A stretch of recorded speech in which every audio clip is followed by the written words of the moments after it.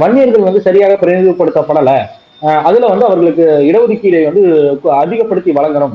அதற்காகத்தான் இந்த 10% கேட்கிறோம் என்று பேசக்கூடிய பாமக ஆக்சுவல் தரவுகள் படி பார்த்தால் அவர்கள் கேட்கக்கூடிய 10% மேலாக 0.9% ஏறக்குறைய 1% அதிகம். 11.4% எம்பிபிஎஸ்ல அதுவும் அந்த நான் சொல்வது வந்து 20% எம்பிபிசி ரிசர்வேஷன்லேயே வன்னியர்களுக்கு வந்து சரியான வந்து பிரதிநிதித்துவம் இல்லை, அவர்களுக்கு கொடுக்க வேண்டும் என்றால் அதுல மாற்று கருத்து இல்லை. ஆனால் அவர்கள் 5 முதல் 6% தான் இருக்காங்க, இல்ல மிக மிக குறைவாக இருக்கிறார்கள் என்ற தர்க்கத்தை வந்து இதை பொய்யாக்குகிறது. வன்னியர்களுக்கு ஒரு பிரதிநிதித்துவம் இவர்கள் கேட்கக்கூடிய 10% விட அதிகமாக இருக்கிறது. இவர்கள் கேட்கக்கூடிய இந்த 10% மூலமாக அவர்களுடைய பிரதிநிதித்துவம் வந்து இந்த இடஒதுக்கீடை அமல்படுத்தினால் குறைந்து போகும். அவர்களுடைய பிரதிநிதித்துவத்தை குறைக்கக்கூடிய ஒரு கோரிக்கையை பாமக வைக்குது. நீங்க அந்த சில இடங்கள்ல போய் எடுத்து பாத்தீங்கன்னா 30-40% கூட இருக்கும். அந்த பகுதியில் எடுத்து பாத்தீங்கன்னா அங்கு அவர்கள் 10.5% சுருக்குவது என்பது அவருடைய வாய்ப்பை வந்து பெரிய அளவிற்கு பாதிக்கும். 919 சப் இன்ஸ்பெக்டர்கள் தேர்வு செய்யப்படுகிறார். அதுல வன்னியர்கள் மட்டுமே 320 விகிதாச்சாரப்படி பார்த்தீங்கன்னா 17%. அப்ப நீங்கள் கேட்கக்கூடிய 10% விட வந்து நீங்க வேலையிலும் பாத்தீங்கன்னா வந்து குறைந்தது வந்து 5%, 7%, 8% மேல அதிகமாக பெற்றிருக்கிறார்கள். அந்த 542 டெப்டி கலெக்டர்கள்ல வந்து துணை ஆட்சியாளர்கள்ல பாத்தீங்கன்னா 63 பேர், அதாவது 11.6% பேர் வன்னியர்கள். இந்த 10%க்குள் சுருக்கி அதற்கு வந்து நாங்கள் வந்து கிரெடிட் எடுக்க வேண்டும் என்பது மட்டுமே உங்கள் நோக்கமாக இருந்தால், அப்போ இத வந்து கிரெடிட் எடுப்பது முக்கியமா, வன்னியர் சமூக மக்களுக்கு வந்து கூடுதலாக வாய்ப்புகள் கொடுக்க வேண்டியது முக்கியமா என்ற விமர்சனத்தை தான் வந்து திமுக சார்பாக எஸ் சிவசங்கர் வைக்கிறார். நீங்கள் சட்டக்கல்லூரி எண்ணிக்கைகள்ல பாத்தீங்கன்னா 9%-லிருந்து 10%க்குள்ளதான் இருக்கு.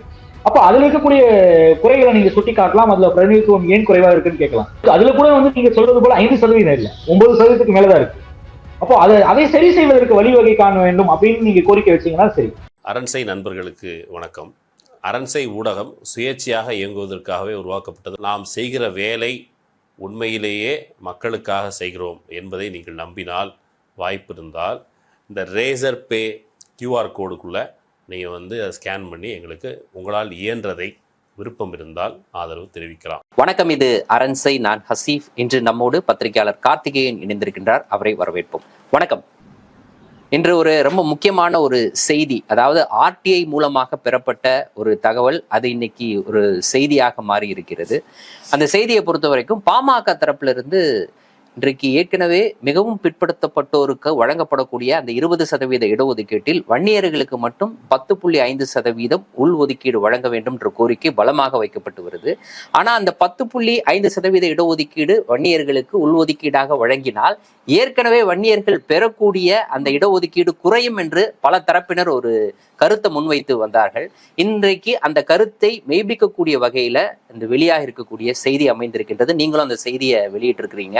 உண்மையில் அந்த செய்தி உணர்த்தக்கூடிய விஷயம் என்ன? கடந்த 10 ஆண்டுகளில் மிகவும் பிற்படுத்தப்பட்ட ஒரு பட்டியலில் இருக்கக்கூடிய வன்னியர், சீர்மரபினர் மற்றும் அந்த பிரிவில் இருக்கக்கூடிய இதர மிகவும் பிற்படுத்தப்பட்டோர் எம்பிசில அதர் எம்பிசிஸ், இவர்கள் வந்து தமிழ்நாடு அரசில் வந்து இருக்கக்கூடிய அரசு பணியில் மற்றும் வந்து கல்வியில், குறிப்பாக வந்து மருத்துவக் கல்லூரியில் எவ்வாறு பிரதிநிதித்துவப்படுத்தப்பட்டிருக்கார்கள் என்பது சம்பந்தமான ஒரு தகவல் உரிமை சட்டத்தில் வந்து ஒரு விண்ணப்பத்தை வந்து ஒரு நபர் கோரியிருக்கிறார். அதன் அடிப்படையில் சென்ற சில தினங்களுக்கு முன்பு ஜூலை 31ஆம் தேதி வந்து அது சம்பந்தமான விரிவான தரவுகளை, சில இனங்களுக்கு வந்து 10 ஆண்டுகளுக்கான தரவு, சிலருக்கு 5 ஆண்டுகளுக்கான தரவு என்ற முறையில் பல்வேறு தரவுகளை வந்து தமிழ்நாட்டில் இருக்கக்கூடிய தமிழ்நாட்டு அரசின் மிகவும் பிற்படுத்தப்பட்டோர் சிறுபான்மையினர் நலத்துறை சார்பாக வந்து ஒரு விரிவான தகவல் அறிக்கை சட்டத்தில் ஒரு பதில் அளிக்கப்பட்டிருக்கு. அந்த பதிலின்படி பார்த்தீங்கன்னா 2018 முதல் 22 வரை 5 ஆண்டுகளில் வந்து மருத்துவக் கல்லூரியான எம்பிபிஎஸ்எல் வந்து இடம்பெற்ற கொடுக்கப்பட்ட இடங்கள் அப்படின்றது 24,330 எம்பிபிஎஸ் அட்மிஷன்ஸ் 2018 22 வரை. அதில் வந்து 20% எம்பிசி டிஎன்சி இடஒதுக்கீடுகள் வந்து கொடுக்கப்பட்ட இடங்கள் வந்து 4,873. அதில் வன்னியர்கள் கிடைக்கப்பட்ட இடங்கள் என்பது 2,781. அந்த சதவீதம் என்று எடுத்து பார்த்தால் 20% எம்பிசி டிஎன்சிக்கு வழங்கக்கூடிய இடஒதுக்கீட்டில் எம்பிபிஎஸ் மருத்துவ படிப்பில் வந்து சேர்க்கையில் வந்து வன்னியர்கள் பெற்ற இடஒதுக்கீடு என்பது 11.4%. அந்த 20% இடஒதுக்கீட்டிற்குள் அவர்கள் பெற்றது மட்டுமே 11.4%. அது மொத்த எண்ணிக்கையில் 24,330 மொத்த அட்மிஷனோட எண்ணிக்கையில் எடுத்து பார்த்தால் அவர்கள் பெற்ற எண்ணிக்கை என்பது வந்து வன்னியர்கள் பெற்றது 3354. இது வந்து 13.8%. ஆக எம்பிபிஎஸ் அதே போலதான் வந்து முதுகலை பிஜி மெடிக்கல் அட்மிஷனுக்கும் அதே போலதான் மொத்த இடங்கள் வந்து இந்த 5 ஆண்டுகள்ல வந்து 6966. அதில் எம்பிசி டிஎன்சிக்கு ஒதுக்கப்பட்ட இடங்கள் வந்து 1363. அதில் வன்னியர்களுக்கு அவர்கள் பெற்றது வந்து 694, 10.2%. மொத்த எண்ணிக்கை 6696. வன்னியர்கள் பெற்ற எண்ணிக்கைன்னு பாத்தீங்கன்னா 940, அது 13.5%.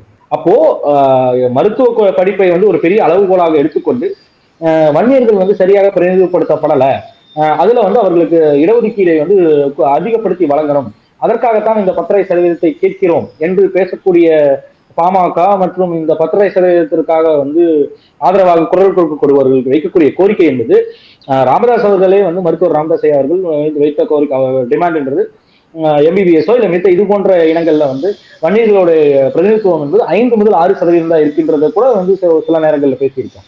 ஆனால் அதற்கு மாறாக ஆக்சுவல் தரவுகள் படி பார்த்தால் அவர்கள் கேட்கக்கூடிய 10% மேலாக 0.9%, ஏறக்குறைய 1% அதிகம். 11.4% எம்பிபிஎஸ்ல, அதுவும் அந்த நான் சொல்வது வந்து 20% எம்பிபிசி ரிசர்வேஷன்லயே, அது மொத்தத்துக்கு கணக்கெடுத்து பார்த்தீங்கன்னா 13.8% இருக்கிறார். அது எம்பிபிஎஸ்லயும் சரி இல்ல பிஜி மெடிக்கல் அட்மிஷன்லயும் சரி. கிடைத்திருக்கக்கூடிய தரவுகளை வச்சு பார்க்கும் பொழுது அவர்கள் கேட்கக்கூடிய 10.5%க்கு அதிகமான இடங்கள்ல இன்னைக்கு வன்னியர்கள் குறிப்பாக மருத்துவ படிப்புல இடம் கிடைத்திருப்பதை நம்ம பார்க்க முடியுது. ஒருவேளை மக்கள் தொகை கணக்கெடுப்பு நடத்தி அந்த கணக்கெடுப்பு, அதாவது சாதி வாரியான மக்கள் தொகை கணக்கெடுப்பு நடத்தி அதன் அடிப்படையில் கூட இடஒதுக்கீடு அப்படின்றது வன்னியர்களுக்கு வழங்கப்பட்டாலும் கூட அவர்களுக்கு எவ்வளவு கிடைக்குமோ அந்த அளவிற்கு இன்னைக்கு கிடைக்குது, அது உறுதி செய்யப்பட்டிருக்கு, அப்படிதானே? ஆமா ஆமா ஆமா ஆமா சரி, அது வந்து விகிதாச்சார அடிப்படையில் அது சரியா இல்லையான்றது நம்ம உண்மையிலேயே கணக்கெடுப்பு எடுத்து பார்த்தால், சாதிவாரி கணக்கெடுப்பு பார்த்தால்தான் தெரியும். இல்ல வந்து கடைசியாக எடுக்கப்பட்ட 2011 சாதிவாரி கணக்கெடுப்பின் தரவுகள் வெளியிட்டால் வன்னியர்கள் எத்தனை சதவீதம் இருக்கிறார்கள், அவர்கள் அதன் அடிப்படையில் பிரதிநிதித்துவப்படுத்தப்பட்டிருக்கிறது விகிதாச்சாரத்திற்கு ஏற்றளவு இருக்கிறதா என்பது நம்ம ஒப்பிட்டு பார்க்க முடியும். அந்த தரவுகள் கிடைக்கும் வரை அது குறைந்தபட்சம் ஒரு புது தரவு எடுக்க வேண்டும், இல்ல ஒரு சென்சஸ் எடுக்கணும். இல்லைன்னா ஏற்கனவே 2011 அவர் கூட்டணியில் இருக்கக்கூடிய பாஜக ஒன்றிய அரசு, அவர்களுக்கு பாஜக தலைமையிலான ஒன்றிய அரசு என்டிஏ அரசு அந்த தரவுகளை வெளியிட்டு பார்த்தால் இது சரியான ஒதுக்கீடா பிரதிநிதித்துவமா இல்லையா என்பதை நம்ம ஒப்பிட்டு பார்க்க முடியும். அதனாலே வந்து அனுமானத்தின் அடிப்படையில் தான் பேசி கொண்டிருக்க முடியும். அது ஒருவேளை வந்து வன்னியர்களுக்கு அந்த பிரதிநிதித்துவம் வந்து குறைவாக இருக்குது என்றால், இல்ல 15% இல்ல இன்னும் அதற்கும் மேற்பட்ட அளவு வந்து கொடுக்கப்பட வேண்டும் என்று அந்த தரவுகளின் அடிப்படையில் நமக்கு வந்து ஒரு முடிவுக்கு வருவோமே ஆனால் அதை வெறுகாலத்தில் செய்யலாம், அதுல மாற்று கருத்து இல்லை. வன்னியர்களுக்கு வந்து சரியான வந்து பிரதிநிதித்துவம் இல்லை, அவர்களுக்கு கொடுக்க வேண்டும் என்றால் அதுல மாற்று கருத்து இல்லை. ஆனால் இவர்கள் வைக்கக்கூடிய கோரிக்கை என்பது இந்த 10% வந்து தான் கொடுத்துதான் அவர்களுக்கு சமூக நீதியை உறுதி செய்ய முடியும், அதன் மூலமாகத்தான் வந்து வன்னியர்களுக்கு வந்து இடஒதுக்கீடை உறுதி செய்ய முடியும், ஏன்னா அவர்கள் 5 முதல் 6% தான் இருக்காங்க, இல்ல மிக மிக குறைவாக இருக்கிறார்கள் என்ற தர்க்கத்தை வந்து இதை பொய்யாக்குகிறது. அதைத்தான் நம்ம இங்க சொல்ல விரும்புறோம். இந்த உண்மையிலான ரெமடின்றது நீங்க சொல்வது போல வந்து ஒரு ஜாதிவாரி கணக்கெடுப்பு எடுத்து நடத்தா எந்தெந்த சமூகம் எவ்வாறு பிரதிநிதிப்படுத்தப்பட்டிருக்கு, அவர்களுடைய எந்த நிலையில் வந்து எந்த அளவிற்கு பின்தங்கிய நிலையில் இருக்கிறார்கள், சமூக ரீதியாக கல்வி ரீதியாக இல்ல பொருளாதாரம் இடஒதுக்கீடு அளவுகோல் கிடையாது. ஆனால் அதையும் தாண்டி ஒரு சமூகம் எந்த அளவுக்கு பின்தங்கி இருக்கு, சமூக பொருளாதார இல்ல கல்வி ரீதியாக பின்தங்கி இருக்கு என்பதை வந்து அறிந்து கொள்வதற்கு ஒரு ஜாதிவாரி கணக்கெடுப்பு என்பதுதான் சென்சஸில் எடுக்கப்படுவதுதான் சரியான தீர்வாக இருக்கும். ஆனால் இந்த இடைப்பட்ட காலத்தில் தீர்வு என்பது இடஒதுக்கீடு கொடுக்க வேண்டும் என்று இவர்கள் வைக்கக்கூடிய கோரிக்கையில் இருக்கக்கூடிய பிழையைத்தான் வந்து இதை சுட்டிக்காட்டுகிறது. ஏன்னா அரசு சார்பாகவும் சரி, அமைச்சர் சிவசங்கர் ஆனவன் சரி, இன்னும் சிலர் வந்து விமர்சகர்கள் வைக்கக்கூடிய கூற்று என்பது வினர்களுக்கு ஒருவான பிரதிநிதித்துவம் இவர்கள் கேட்கக்கூடிய 10% வரை அதிகமாக இருக்கிறது, இவர்கள் கேட்கக்கூடிய இந்த 10% மூலமாக அவர்களுடைய பிரதிநிதித்துவம் வந்து இந்த இடஒதுக்கீடை அமல்படுத்தினால் குறைந்து போகும் என்ற வாதத்தை வந்து இந்த தரவுகள் வந்து அதுக்கு வலு சேர்க்கும் விதத்தில் இருக்கிறது. அவர்களுடைய பிரதிநிதித்துவத்தை குறைக்கக்கூடிய ஒரு கோரிக்கையை பாமக வைக்குதுன்னு நமக்கு கேட்கிறோம். இப்ப நம்ம கல்வியை பார்த்து விட்டோம். அடுத்ததாக வேலை வாய்ப்பு அப்படின்னு வரும்பொழுது 2 வகையில இருக்கு. இப்ப குரூப் 1 குரூப் 2ல வன்னியர்களினுடைய சதவீதம் என்ன, இல்லைன்னா குரூப் 3 குரூப் 4ல வன்னியர்களுடைய சதவீதம் என்ன, இல்லாட்டினா இதர யூனிஃபார்ம் சர்வீசஸ்ல வன்னியர்களுடைய சதவீதம் என்ன அப்படின்ற ஒரு பிரேக்கப்புக்கும் கூட அதுல கொடுக்கப்பட்டிருக்கு. சோ அதை வைத்து பார்க்கும் பொழுது வெளிப்படக்கூடிய விஷயம் என்ன? அதாவது குரூப் 4 நீங்க இந்த இடஒதுக்கீடு என்னென்ன காரணத்திற்காக இந்த 10% அவர்கள் பாதிப்புக்கு உள்ளாக்கும் என்பதை புரிந்து கொண்டாலே இந்த தரவுகளோட முக்கியத்துவம் அதை வைத்துதான் நம்ம புரிந்து கொள்ள முடியும். நீங்கள் இவர்கள் சொல்வது போல வந்து ராமதாஸ் அவர்களுடைய நீண்ட நாள் கோரிக்கை என்பது உயர் நீதிமன்றத்திலோ இல்லைன்னா ஜுடிஷியரியில வந்து ஹையர் ஜுடிஷியரியில சரியான பிரதிநிதித்துவம் இல்லை. உயர் நீதிமன்றத்திலும் உச்ச நீதிமன்றத்திலும் வன்னியர்களுக்கு தனி, அதுவும் குறிப்பா உயர் நீதிமன்றத்தில் வன்னியர்களுக்கு தனி ஒதுக்கீடு கொடுக்க வேண்டும் என்ற கோரிக்கையை வைத்துக் கொண்டிருக்கிறார். நம்ம சென்னை உயர் நீதிமன்றத்தில் இருக்கக்கூடிய நீதியரசர்களுடைய எண்ணிக்கை எவ்வளவு? 55ல இருந்து 60, இல்ல 50ல இருந்து 60க்குள்ளதான் எந்த காலத்திலையும். அது இல்லைன்னா 60 விட கொஞ்சம் சேர்த்து போகும். எந்த காலத்திலும் அந்த 70 எல்லாம் தொட்டதில்லை, 65க்குள்ளதான் சுருங்கி இருக்கு. அப்ப இதுல இடஒதுக்கீடு என்பதை வந்து அவர் கேட்டுக்கொண்டிருக்கிறார். அது அது அது எந்த அளவுக்கு சாத்தியம், அது நடைமுறை சாத்தியமா, இல்ல அதை எப்படி செய்யலாம் என்பது அது டிபேட்டபிள் கொஸ்டின், அது தனியாக விமர்சிப்போம். ஆனால் இந்த எண்ணிக்கைகள்னு பாத்தீங்கன்னா ஒரு 50 சீட்டு இல்லைன்னா மொத்தமே வந்து இது போன்ற குரூப் ஐஏஎஸ் ஐபிஎஸ் எடுத்து பாத்தீங்கன்னா ஒரு சில 100 சீட்டுகளுக்குள்ளேயே மொத்தமே சுருங்கி போயிடும். ஒரு டசன் சில டசன் சீட்டுகளோ இல்ல சில 100 சீட்டுகள். ஆனா பெரும்பான்மையான இந்த வன்னியர் சமூக மக்கள், உழைக்கும் வர்க்கத்தில் இருக்கக்கூடிய மக்களை வந்து அவர்களுடைய வாய்ப்பாக இருக்கக்கூடியது என்னன்னா, அந்த குரூப் 1ல இருந்து ஆரம்பிச்சு குரூப் 4ல இருந்து ஆரம்பிச்சு குரூப் 2 குரூப் 1 குரூப் 3 வரைக்கும் அந்த இருக்கக்கூடிய அந்த பணியிடங்கள் தான். அதுல அது போக வந்து காவல்துறை பணி, இல்லைன்னா மருத்துவர் பணி, அப்புறம் ஆசிரியர் பணி, இதுலதான் அவர்கள் அதிகமான வாய்ப்புகளை வந்து அவர்கள் பெறுகிறார். அவர்கள் மட்டுமில்ல, பெரும்பான்மையான சமூகம் அதுலதான் வாய்ப்புகளை பெறாங்க. ஏன்னா மித்த வாய்ப்புகள் என்பது மிக மிக குறைவு மக்கள் அப்படின்றது. அப்போ அதுல வந்து அதுலயும் சரி கல்வியிலையும் சரி, அங்க விழுப்புரத்திலேயோ திருவண்ணாமலையிலோ கடலூர்லயோ திண்டிவனத்திலேயோ இருக்கக்கூடிய ஒரு அருகாமையில் இருக்கக்கூடிய அரசு கல்லூரியிலையோ ஏதோ ஒரு கலை கல்லூரியிலோ இல்ல அறிவியல் கல்லூரியிலோ சீட்டு பெறணும்னா அங்க அவர்களுடைய பிரதிநிதித்துவம் அதிகமா இருக்கும். நீங்க அந்த சில இடங்கள்ல போய் எடுத்து பாத்தீங்கன்னா 30-40% கூட இருக்கும். அந்த பகுதியில் எடுத்து பாத்தீங்கன்னா அங்க அவர்களை 10-5% சுருக்குவது என்பது அவருடைய வாய்ப்பை வந்து பெரிய அளவிற்கு பாதிக்கும். அதே போல அங்க வந்து டிஎன்பிஎஸ்சி குரூப் 4, அதற்கு தான் இந்த தகவல் ஏன் முக்கியம்னு சொன்னோம்னா, டிஎன்பிஎஸ்சி குரூப் 4 ஒரு உதாரணம் எடுத்துக்கோங்களேன்.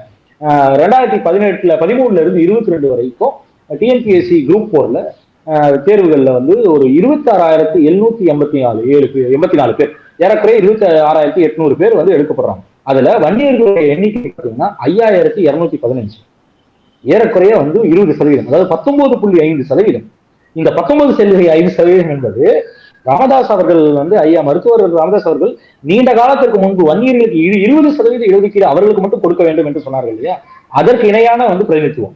ஒன்றிய அரசுல 2%, மாநில அரசுல வந்து 20% வன்னியர்களுக்கு கொடுக்க வேண்டும் என்ற நீண்ட பழைய கோரிக்கை இன்று 10% அவர் சுருக்கி கொண்டார். ஆனால் வந்து அந்த 20% இணையாக வந்து குரூப் 4ல பெற்றிருக்கிறாரு. அதே போல வந்து குரூப் 2 எடுத்துக்கிட்டீங்கன்னா இதே காலகட்டத்துல அந்த நான் சொல்ல குறிப்பிட்ட காலகட்டத்தில் இந்த 10 ஆண்டுகளுக்குள்ள 2,682 போஸ்டுகள் வந்து நிரப்பப்பட்டிருக்கு. அதுல வன்னியர்களுடைய எண்ணிக்கைன்னு பாத்தீங்கன்னா 366. அந்த நான் சொல்வது வந்து அந்த மிகவும் பிற்படுத்தப்பட்டவர்கள் கொடுக்கக்கூடிய இந்த 20% இடஒதுக்கீடுல மட்டுமே அவர்கள் பெற்ற எண்ணிக்கைன்றது வந்து 366. மொத்த எண்ணிக்கை அதாவது 270, மொத்தத்துல 366. இந்த விகிதாச்சாரம் எடுத்து பாத்தீங்கன்னா 11.2%. அப்ப எப்படி பார்த்தாலும் வந்து உங்களுடைய எண்ணிக்கை என்பது ஒரு நீங்கள் கேட்கக்கூடிய 10% விட மிக மிக அதிகமாக இருக்கு. இல்லைன்னா குறைந்தது 1% அதிகமாகத்தான் இருக்கு. நீங்க போலீஸ் அப்பாயின்மெண்ட்ல பாத்தீங்கன்னா இன்னும் வித்தியாசம் பெருசா தெரியும். யூனிஃபார்ம் சர்வீஸ் தமிழ்நாடு சீருடை பணியாளர் தேர்வு வாரியத்தின் மூலமாக நடத்தப்பட்ட தேர்வுகள்ல 919 சப் இன்ஸ்பெக்டர்கள் தேர்வு செய்யப்படுகிறார். அப்போ சார் ஆய்வாளர்கள் தேர்வு செய்யப்படுகிறார். அதுல அந்த 1919 தேர்ந்தெடுக்கப்பட்டது மட்டுமே பாத்தீங்கன்னா அந்த 10 ஆண்டுகள் 2013 இருந்து 22 வரைக்கும் 327. அதாவது எம்பிசி கோட்டால மொத்தமா தேர்ந்தெடுக்கப்பட்ட 605 1919. அதுல வன்னியர்கள் மட்டுமே 327. விகிதாச்சாரப்படி பார்த்தீங்கன்னா 17%. அப்ப நீங்கள் கேட்கக்கூடிய 10% விட வந்து நீங்க வேலையிலும் பாத்தீங்கன்னா வந்து குறைந்தது வந்து 5%, 7%, 8% மேல அதிகமாக பெற்றிருக்கிறார்கள். அப்போ இன்னொரு இயல்பா ஒரு கேள்வி வரும் இல்லையா, அப்போ நீங்க 108 சமூகத்திற்கு மேல இருக்கக்கூடிய சமூகங்களை ஒன்றிணைத்து கலைஞர் கருணாநிதி அவர்கள் தான் வந்து அந்த எம்பிசின்னு சொல்லக்கூடிய இதர பிற்படுத்தப்பட்டவர்களுக்கு வந்து இல்ல மிகவும் பிற்படுத்தப்பட்டவர்களுக்கு வந்து ஒரு கூடுதலாக தனியாக வந்து 20% ஒதுக்கீடு கொடுத்தார். அப்போ வந்து 108க்கும் மேற்பட்ட ஒரு சமூகங்கள்ல வன்னியர்கள் மட்டுமே வந்து அவர்களுடைய விகிதாச்சாரம் வந்து 17%, 19.5%. அப்போ மித்தவங்களோட எண்ணிக்கையை வந்து வச்சு பார்த்தாங்கன்னா அவர்கள் என்ன கேள்வி எழுப்புவார்கள்? 5ல் ஒருவர் வந்து வன்னியர் வந்து தேர்ந்தெடுக்கப்பட்ட குரூப் 4 போஸ்ட்ல 10 ஆண்டுகள் இருந்திருக்காங்க அப்படின்னா, இல்ல 20% இருந்திருக்காங்க அப்படின்னு சொன்னா, அப்ப மித்தவர்கள் வந்து கேள்வி கேட்க மாட்டாங்களா அந்த இதுல? அப்ப அவர்களும் இதே போல கேள்விகளை வைத்துக் கொண்டு ஒவ்வொருவரும் வந்தால் விகிதாச்சார அடிப்படையில் இது பிரதிநிதித்துவப்படுத்தப்படணும் அப்படின்றத மாற்று கருத்து இல்லை. அதுதான் நீண்ட கால தீர்வாக இருக்க முடியும் என்பது நமக்கு மாற்று கருத்து இல்லை. இந்திய அளவுல வந்து விகிதாச்சார அடிப்படையில் வந்து இடஒதுக்கீடு கொடுத்து சமூக மேம்பாட்டை இல்லைன்னா சமத்துவமான சமூகத்தை உருவாக்க வேண்டும் என்பது. ஆனா இன்று இருக்கக்கூடிய நிலை என்ன? நீங்கள் வைக்கக்கூடிய கோரிக்கை விமர்சனம் என்ன? 5-6% தான் இருக்கிறார்கள். இல்ல வன்னியர்களுடைய பிரதிநிதித்துவம் என்பது அரசு பணியிலும் சரி இல்ல கல்வியிலும் மிக மிக குறைவாக இருக்கிறது. அதாவது 10.5% கட்டாயம் கொடுக்க வேண்டும். ஆனால் கிடைக்கப்பெற்ற தரவை பாத்தீங்கன்னா 19% வந்து குரூப் 4, குரூப் 2 எடுத்துக்கிட்டீங்கன்னா 11.2, இல்ல போலீஸ் ரெக்ரூட்மெண்ட் பாத்தீங்கன்னா 17% இருக்கு. அப்போ நீங்க இந்த நம்பர்ஸ் எடுக்க பார்க்கும்போது உண்மையிலேயே வந்து அப்பட்டமாக தெரிகிறது இவர்கள் வைக்கக்கூடிய வாதம் என்பது மிக மிக தவறானதாக இருக்கிறது என்பது அப்பட்டமாக தெரியுது. இன்னொரு முக்கியமான ஒரு விஷயம், குரூப் 1க்கு வந்தீங்கன்னா இந்த டெபுட்டி கலெக்டர்ஸ் தமிழ்நாட்டில் இன்று இருக்கக்கூடியது வந்து அவர் 542 டெபுட்டி கலெக்டர்ஸ் இருக்காங்க. அதாவது ஆஸ் ஆன் செப்டம்பர் 1, 2023 நிலவரப்படி அந்த 542 டெபுட்டி கலெக்டர்கள்ல வந்து துணை ஆட்சியாளர்கள்ல பாத்தீங்கன்னா 63 பேர், அதாவது 11.6% பேர் வன்னியர்கள். அப்ப எங்க அண்டர் ரெப்ரசன்டேஷன் வந்துருச்சு? இல்ல பிரதிநிதித்துவம் இல்லைன்னு சொல்லி நீங்க கோர்றீங்க. இல்ல கொடுக்க வேண்டாம் என்று சொல்லவில்லை, கொடுக்க வேண்டும். வன்னியர்கள் உண்மையிலேயே அந்த ஜாதிவாரி கணக்கெடுப்பில் வந்து மித்த இடங்களிலும் வந்து அவர்களோட குறைவு அது நிச்சயமாக கொடுக்கப்பட வேண்டும் என்பதுல வந்து நம்ம மாற்று கருத்து இல்லை. ஆனால் நீங்கள் வைக்கக்கூடிய கோரிக்கை வந்து மிக மிக குறைவாக இருக்கு. 5% என்று சொல்வது எங்க இருக்கு? இங்க 19.5%, 17%, 12% அப்படின்றது வந்து எண்ணிக்கைன்றது வந்து தரவுகள் வந்து வேற மாதிரியாக வந்து காட்சிகள் படுத்துகிறது. அப்போ அந்த அதை வந்து 10% சுருக்கணும் அப்படின்னு நினைப்பது வந்து அப்ப என்ன நோக்கம் என்பதுதான் நம்மளுடைய கேள்வி. அப்போ வந்து உண்மையிலேயே வந்து இந்த வன்னிய மக்கள் வந்து அவர்களுக்கு பிரதிநிதித்துவம் அதிகமாக வந்து அரசு வேலைகளோ இல்ல கல்வியில வாய்ப்பு கிடைக்கணும்னு நினைத்தால் அப்ப நீங்க உங்களுடைய உண்மையான கோரிக்கை என்பது ஜாதிவாரி கணக்கெடுப்பு எடுத்து மாநில அளவில் தேசிய அளவில் வந்து எங்களுடைய நிலை என்ன, அதற்கேற்றவாறு இன்னும் பிரதிநிதித்துவத்தை கூட்ட வேண்டும், வன்னியர்களுக்கு இடஒதுக்கீடை கூட்ட வேண்டும் என்பதால் அப்ப அதற்கு 50% இடஒதுக்கீடை வந்து அந்த ரிசர்வேஷன் சீலிங் வந்து இந்திரா காந்தி வழக்கில் 1992 உச்சநீதிமன்றம் கொடுத்த தீர்ப்பின்படி அந்த நிலையை உயர்த்தி அந்த சீலிங்கை லிஃப்ட் பண்ணிட்டு பிற்படுத்தப்பட்ட மக்களுக்கான இடஒதுக்கீடு மொத்த இடஒதுக்கீடை உயர்த்தி அதன் மூலமா அதில் வந்து வன்னியர் சமூகத்திற்கு இன்னும் கூடுதலாக கொடுக்க வேண்டும் என்றுதான் இருக்கணும். இந்த 10% சுருக்கி அதற்கு வந்து நாங்கள் வந்து கிரெடிட் எடுக்க வேண்டும் என்பது மட்டுமே உங்கள் நோக்கமாக இருந்தால் அப்போ இத வந்து கிரெடிட் எடுப்பது முக்கியமா, வன்னியர் சமூக மக்களுக்கு வந்து கூடுதலாக வாய்ப்புகள் கொடுக்க வேண்டியது முக்கியமா என்ற விமர்சனத்தை தான் வந்து திமுக சார்பாக எஸ் சிவசங்கர் வைக்கிறார். இப்போ இந்த தரவுகள் எல்லாம் வச்சு பார்க்கும் பொழுது ஒரு மிக முக்கியமான கேள்வி எழுது. இப்போ இந்த தரவுகள் வெளிப்படுத்தக்கூடிய விஷயம் என்னன்னா, அவர்கள் கூறுவது போல வெறும் குரூப் 4 இடங்கள்ல மட்டும்தான் வந்து வன்னியர்கள் அதிகமாக இருக்கிறாங்க. குரூப் 2, குரூப் 3, குரூப் 1 அந்த மாதிரியான பொசிஷன்ல வன்னியர்களுடைய அந்த பிரதிநிதித்துவம் குறைவாக இருக்குதுன்ற ஒரு கருத்தையும் அவங்க முன்வைக்கிறாங்க. ஆனா இந்த தரவுகள் அதையெல்லாம் வந்து தவிடுபொடியாக்கி இருக்கு. எல்லா நிலைகள்லையும் இன்னைக்கு வன்னியர்களுக்கு போதுமான பிரதிநிதித்துவம் இருக்குது அப்படின்றத இது உறுதி செய்திருக்கு. எந்த அளவுக்கு இருக்குது அப்படின்னா, அவங்க கேட்கக்கூடிய 10.5% அப்படின்றதையும் தாண்டி அதிகமாக இருப்பதை இந்த தரவுகள் உணர்த்துது. இந்த தரவுகள் இருப்பது அப்படின்றது இப்போ உங்களுக்கும் எங்களுக்கும் பொதுமக்களுக்கும் கூட இந்த தரவுகளை பற்றியான ஒரே ஒரு சின்ன மாற்று கருத்து இருக்கிறது. அது போதுமானதாக அப்படின்றத நம்ம அதை வந்து அந்த கருத்துக்கு அந்த முடிவுக்கு வர முடியும். போதுமானதுன்னு சொல்லல. எதன் அடிப்படையில நான் அதை போதுமானது அப்படின்னு சொல்றேன்னா, இப்ப அவர்கள் கேட்கிறார்கள் அல்ல 10.5%, அதை தாண்டி போதுமானதாக இருக்கு அப்படின்றதான் என்னுடைய கருத்து. அவர்கள் வைக்கக்கூடிய விமர்சனத்தின் பின்னோட்டத்துல நம்ம இதை பார்த்தோம்னா இது வந்து 2 மடங்கு வந்து அதிகமாக இருக்கிறது, இல்ல சில நேரங்கள்ல 3 மடங்குகள் அதிகமாக இருக்கிறது. ஆனால் இது போதுமானது என்பதை ஜாதிவாரி கணக்கெடுப்பு நடத்தி சென்சஸ் எடுத்தால்தான் தெரியும். இல்ல இது போதுமானது அப்படின்றத நீங்களும் நானும் முடிவு செய்ய முடியாது. சாதிவாரி கணக்கெடுப்பு நடத்தப்பட்டு அதன் அடிப்படையில் இடஒதுக்கீடு நிர்ணயம் செய்வதுதான் சரியானது. அதுல எந்த மாற்று கருத்தும் கிடையாது. ஆனா இன்னைக்கு அவர்கள் தரப்பில் பாமக தரப்பில் முன்வைக்கக்கூடிய 10.5% அந்த பிரதிநிதித்துவத்தை தாண்டி அதிகமாக அனைத்து நிலைகளிலும், கல்வியிலும் சரி, வேலைவாய்ப்பிலும் சரி, வேலைவாய்ப்பில் அனைத்து நிலைகளிலும் சரி, போதுமான அளவிற்கு, நான் இந்த போதுமானன்றது அவர்களுடைய அந்த வரையறையிலிருந்து சொல்றேன். இன்னைக்கு இடஒதுக்கீடு அப்படின்றது வன்னியர்களுக்கு அதன் அடிப்படையில சொல்ற அந்த இடஒதுக்கீடு அப்படின்றது கொடுக்கப்பட்டிருக்கு. அப்போ இந்த தரவுகள் பொதுமக்களுக்கு கிடைப்பது அப்படின்றது இது மாதிரியான ஆர்டிஐ மூலமாக நாம் வாங்கி மக்களுக்கு கொடுப்பது அப்படின்றதன் மூலமாக கிடைக்குது. இப்போ பாமக அதனுடைய உயர்மட்ட தலைவர்களுக்கு இது போன்ற தரவுகளை பெறுவது அப்படின்றது ரொம்ப சாதாரண விஷயம். அவர்களுக்கு இதை பற்றியான புரிதல்கள் இருக்கிறதுக்கான வாய்ப்பு அதிகமாக இருக்கு. அப்போ இதையெல்லாம் தெரிந்து கொண்டுதான் 10.5% இடஒதுக்கீடு வேணும் அப்படின்னு அவர்கள் கோரிக்கை வைக்கிறாங்கன்னா அந்த அரசியலை எப்படி புரிந்து கொள்வது?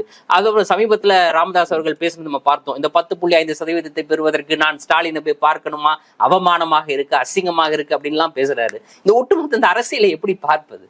முதலில் அவருடைய பேச்சு என்பது வந்து ரசிக்கத்தக்க பேச்சு இல்லை. அதுவும் வந்து அவர் போன்ற ஒரு மூத்த தலைவர், ஒரு வயதில் மூப்புடையவர் மட்டும் இல்ல, அரசியல் அனுபவமும் உள்ளவர். அப்போ சமூகத்தில் ஒரு மதிக்கத்தக்க இடத்தில் ஒரு கட்சியில் இருக்கக்கூடிய ஒரு தலைவர் வந்து அது போன்ற பேச்சுக்கள், நான் போய் ஒரு முதலமைச்சரை பார்க்கணுமா, அவர் முன்னாடி நிக்கணுமா என்ற பேச்சுக்கள்லாம் பேசுவது என்பது ஒரு அருவத்துக்கத்தக்க பேச்சு தான். அதை வந்து யாரும் ஏற்றுக்கொள்ள மாட்டார்கள். ராஜ்யசபா சீட்டு வாங்குறதுக்கு வந்து எடப்பாடி பழனிசாமி அவர்களை போய் பார்த்தாலோ, இல்ல ராஜ்யசபா சீட்டு வாங்கி ஒன்றிய சுகாதாரத்துறை மக்கள் நல்வாழ்வுத்துறை அமைச்சராக கலைஞரை போய் பார்க்கும் போதெல்லாம் வந்து அந்த அருவறுப்பெல்லாம் வரல. அப்போ அன்னைக்கு வந்து இந்த விமர்சனத்தை வைத்து நான் போய் பார்க்க மாட்டேன், எங்களுக்கு சீட்டு வேணாம்னு சொல்லியிருந்தாருன்னா உண்மையிலேயே பாராட்டி இருக்கலாம். இவருடைய நிலைப்பாட்டில் ஒரு கன்சிஸ்டன்சி இருக்கு. அவர் எந்த சூழ்நிலையும் யாரையும் போய் பார்க்க மாட்டார். அவர் அதனால வந்து இதற்காகவும் வரமாட்டார். அந்த நியாயத்தை மட்டும் வந்து நான் பொது வெளியில் பேசுவேன், அதன் அடிப்படையிலேயே கொடுத்து விட வேண்டும் என்று கேட்டால் பரவாயில்லை. இன்ஃபேக்ட் வந்து வன்னியர்களுக்கு இடஒதுக்கீடு கொடுக்கும் என்பதுல திமுகவிற்கோ அதிமுகவிற்கோ மாற்று கருத்தே இல்லை. இடஒதுக்கீடு பிரச்சனையை பொறுத்தவரை வந்து ராமதாஸ் அவர்களும் சரி, ஸ்டாலின் அவர்களும் சரி, இல்ல எடப்பாடி பழனிசாமி அவர்களும் சரி, தமிழ்நாட்டில் இருக்கக்கூடிய பெரும்பான்மையான கட்சிகள், திருமாவளவன், பொது உடைமை கட்சிகள், அம்பேத்கரியை வலியுறுத்தக்கூடிய கட்சிகள், இல்ல திராவிடத்தை பெரியாரியை வலியுறுத்தக்கூடிய கட்சிகளுக்கு மாற்று கருத்தே இல்லை. அவர்கள் தேர் ஆன் தி சேம் பேஜ். அது எங்க வந்து வேறுபாடு வருது அப்படின்னா, என்ன அடிப்படையில் செய்ய வேண்டும் அப்படின்றத வந்து அந்த ஆக்ஷன் பிளான்ல தான் அவர்களுக்குள் மாற்று கருத்து வருகிறது. ஒரு அவசர கதியில் வந்து தேர்தல் அறிவிப்பதற்கு சில மணி நேரங்களுக்கு முன்பு வந்து 10% அறிவித்து அதை வந்து சட்டமன்றத்தில் வந்து நிறைவேறும் ஒரு ஆர்டராக போட்டு முழுமையாக அந்த ஆர்டர் கூட நோட்டிஃபை பண்ணல. அது கூட ஆட்சி மாற்றம் ஏற்பட்டதுக்கு அப்புறம் திரு ஸ்டாலின் அவர்கள் தான் வந்து முதலமைச்சராகி அவர் ஆர்டர் நோட்டிஃபை பண்ணார். சோ அறிவிப்பை மட்டும் வெளியிட்டு விட்டு சென்றார் திரு எடப்பாடி பழனிசாமி. அதற்கு வந்து விமர்சனம், அது அவசர கதியில் செய்ததனால் தான் அது நிற்கவில்லை என்று இன்று விமர்சனம் வைக்கக்கூடிய அதிமுக மீது விமர்சனம் வைக்கக்கூடிய சில பாமக தலைவர்கள் அன்று அவர்களை பாராட்டினார்கள். அதே பாமக தான் பின்பு இதே முதலமைச்சரை வந்து இன்று ஒரு ஆண்டுக்கு முன்பு வந்து பாத்தீங்கன்னா வந்து உச்சநீதிமன்றத்தில் வழக்கு நிலுவையில் இருந்தப்போ சிறந்த வழக்கறிஞர்களை வந்து பணித்து இந்த வழக்கை வாதாட செய்ததற்காக இதே முதலமைச்சர் ஸ்டாலின் அவர்களுக்கு நன்றி சொன்னவர் தான் இதே மருத்துவர் திரு ராமதாஸ் அவர்கள்.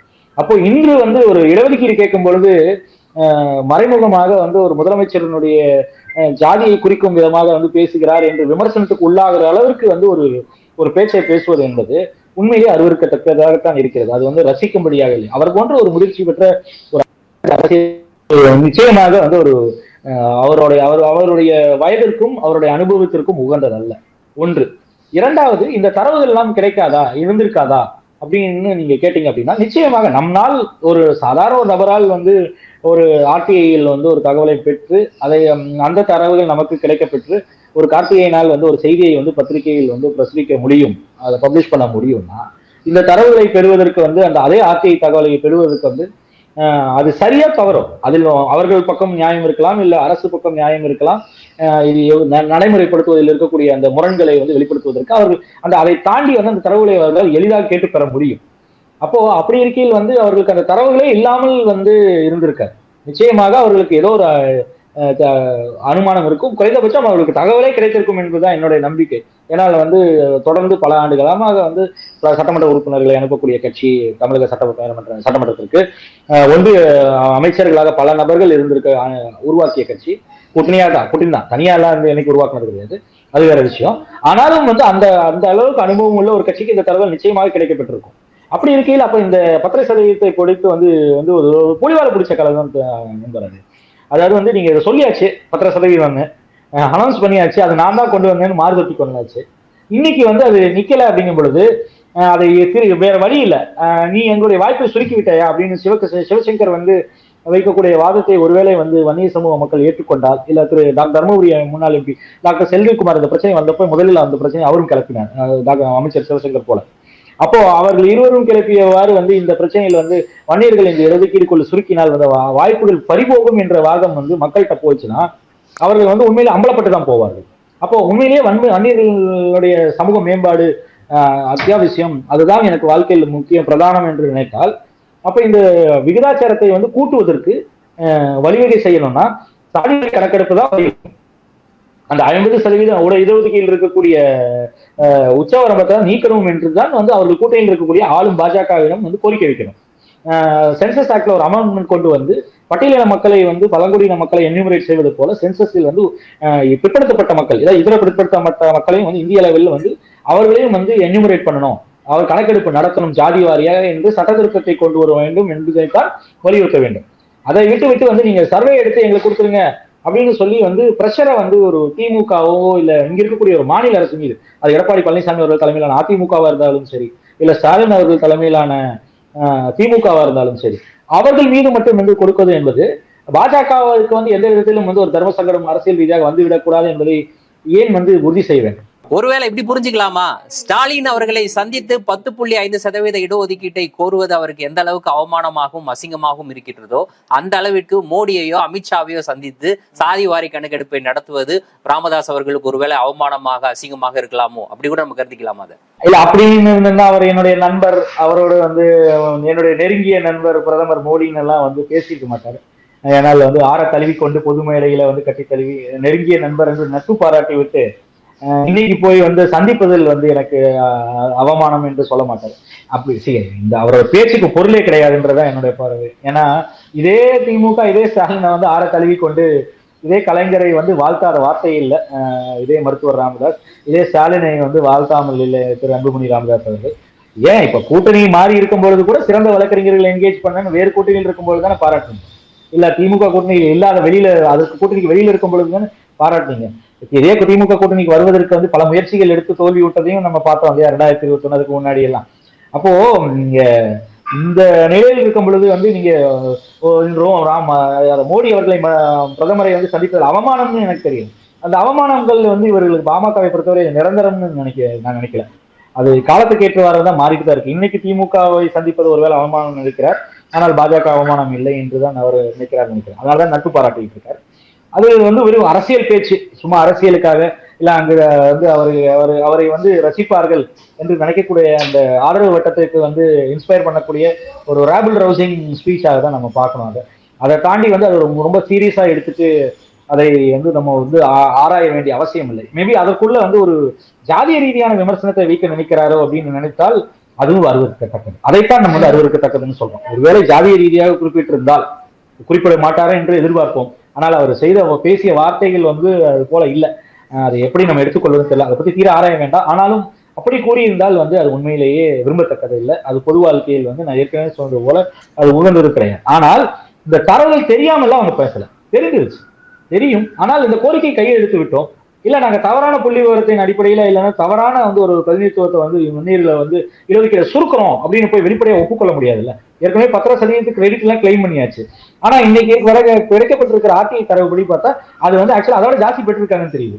அப்ப இது தெரிந்த மக்கள் மத்திய மட்டத்தில் தான் அவர்கள் தான் யோசிப்பாங்க, இவ்வளவு சதவீதம் 19% குரூப் 4 குரூப் 2லயும் வந்து 13% இருந்திருக்கும். ஆனால் அதை 2% குறைத்து 10.5% நம்மளை சுருக்கிக் கொள்ள வேண்டுமா அப்படின்ற கேள்வி வந்து அந்த மக்கள் மன்றத்தில் எழுந்தால் இவர்களுக்கு தான் எதிர்க்கும் அது பாதகமாக முடியும்.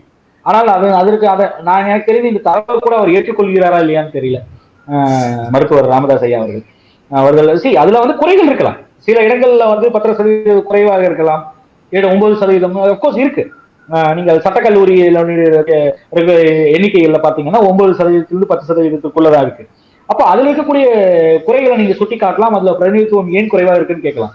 அப்ப அதுல குறைவாக இருக்கிறதுக்கான என்ன ரெமடின்னு கேட்கலாமே ஒழிய அதுல கூட வந்து நீங்க சொல்றது போல 5% இல்ல 9%-க்கு மேலதான் இருக்கு. அப்போ அதை சரி செய்வதற்கு வழிவகை காண வேண்டும் அப்படின்னு நீங்க கோரிக்கை வச்சீங்கன்னா சரி.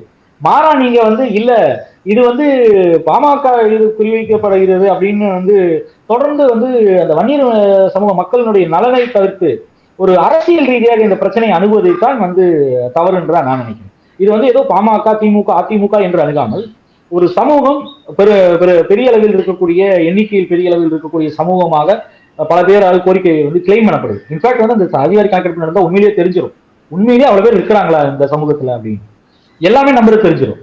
அவங்க வீட்டுல எத்தனை ஃப்ரிட்ஜ் வாஷிங் மிஷின் டிவி இருக்கிறதுல இருந்து இல்ல எத்தனை பேர் எவ்வளவு படிச்சிருக்காங்க என்ன பணியில் இருக்காங்க அத்தனையுமே தெரிந்து வந்து சென்சஸ்ல இன்ஃபர்மேஷன் கொடுத்தாகணும்.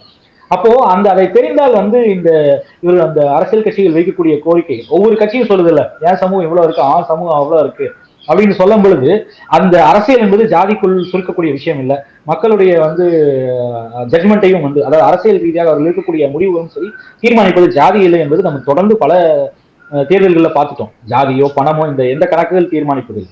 ஏன்னா வந்து ஜாதி ரீதியாக மக்களை வந்து பிளவுபடுத்தணும்னு நினைப்பதோ இல்ல மத ரீதியாக பிளவுபடுத்தணும்னு நினைப்பவர்களோ தொடர்ந்து வந்து இங்கு தோற்றுதான் போகிறார்கள் தமிழ்நாட்டை பொறுத்தவரை. அப்போ மக்களுடைய ஜட்மெண்ட் அவர்களுடைய கணக்கு என்பது ஒரு தேர்தலில் வந்து வாக்கு என்பது வரும் பொழுது முடிவெடுக்கக்கூடிய இடத்தில் வந்து இருக்கக்கூடிய காரணிகளாக இருப்பது வந்து வேறு விஷயங்கள், தங்களுடைய மக்கள் சார்ந்த பிரச்சனைகள், கொள்கை சார்ந்த பிரச்சனைகள். அதன் மூலமாக தான் அவர்கள் அரசியல் முடிவுகளை வந்து கணக்கீடு செய்யறாங்க.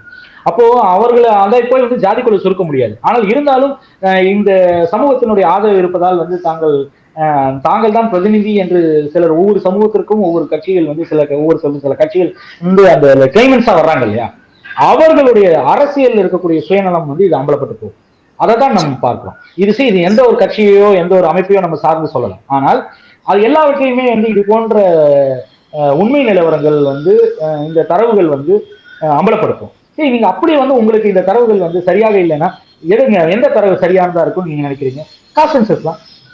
அதுல தானே சோஷியோ எக்கனாமிக் காஸ்ட் சென்சஸ் தானே அது. அதுல தானே காம்ப்ரிஹென்சிவா எல்லா டேட்டாவும் வரும். அப்ப அதை எடுத்து பார்த்தா தெரிஞ்சிருங்களா? அப்ப அதையாவது ரிலீஸ் பண்ண சொல்லுங்க ஒன்றிய அரசு. நீங்க வன்னியர்களுக்கு இடஒதுக்கீடு உயர்த்துன்றதுல மாற்று கருத்து இல்லை. ஆனால் அது எப்படி செய்ய வேண்டும் என்பதில் தான் வந்து கருத்து வேறுபாடு இருக்கு. 10% சுருக்கி கொண்டு அதுல வந்து எனக்கு கிரெடிட் கிடைச்சா போதும் என்று ஒரு கட்சி நினைக்குமே ஆயின், ஆனால் அது வந்து நிச்சயமாக அந்த சமூகத்திற்கு என்னுடைய நலனுக்கு தான் இது பாதகமாக அமையும். அதைத்தான் வந்து எதிர்ச்சிகள் வந்து அவருடைய எதிர்க்கக்கூடியவர்கள், இன்ஃபேக்ட் திமுக இருக்கக்கூடிய அமைச்சர் சிவசங்கர் முதற்கொண்டு வைக்கக்கூடிய விமர்சனம் அதுதான். அப்ப அதை வந்து சரி செய்யணும், இல்ல அதுல பிரச்சனைகள் இருக்கு அப்படின்னா ஜாதிவாரி கணக்கெடுப்பு தான் தீர்வு. அதை புரிந்து கொள்ளாமல் வந்து ஒரு மாநிலத்தில் இருக்கக்கூடிய திராவிட கட்சிகள் ரெண்டையும் மாத்தி மாத்தி வந்து அவர்களை குறை சொல்லி இல்ல அவர்கள் மீது மட்டுமே வந்து ஒரு அரசியல் நிர்பந்தத்தை ஏற்படுத்துவது என்பது அது சரியான அணுகுமுறையா இருக்காது.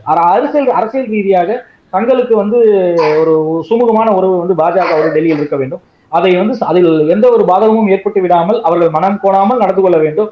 அவர்களோடு மட்டும் வந்து ஜாதிவாரி கணக்கெடுப்பு தரவுகளை ரிலீஸ் பண்றதோ இல்ல கணக்கீடு நடத்தணுன்றதோ கோரிக்கையே வைக்க மாட்டோம். இல்ல காஸ்ட் சென்சஸ்ல ஏன் இந்த மாதிரி ஒரு நிலைப்பாடு இருக்கிறீங்க, எங்களுக்கு சமூக நீதியில வந்து நீண்ட பாரம்பரியம் உள்ள கட்சி பாமக அப்படின்றதையெல்லாம் வந்து அதற்கு அப்புறம் அப்பாற்பட்டு ஒரு சமரசம் வந்து அதை செய்து கொள்கிறீர்களே என்ற விமர்சனத்திற்கு உள்ளாகிறீர்கள். அதை சரி செய்யாமல் அந்த விமர்சனத்திற்கு பதில் அளித்து அதை நிவர்த்தி செய்யாமல் நீங்க வந்து இங்க இருக்கக்கூடிய மாநிலத்தில் ஆளுங்கட்சியாக இருக்கக்கூடிய இல்ல ஆளும் கட்சியாக இருந்த கட்சிகளோடு மட்டும் விமர்சனம் வச்சு அந்த பிரச்சனையை சுருக்கி பார்ப்பது என்பது அந்த சமூகத்திற்கான தீர்வை கொடுக்காது. அதுதான் நம்ம இதுல பார்க்க வேண்டிய விஷயம். இன்றைய தினம் எங்களோடு இணைந்து உங்களுடைய கருத்துக்களையும் தகவல்களையும் பகிர்ந்து கொண்டமைக்கு நன்றி. நன்றி. மீண்டும் ஒரு நேர்காணலில் சந்திப்போம். நன்றி நண்பர்களே.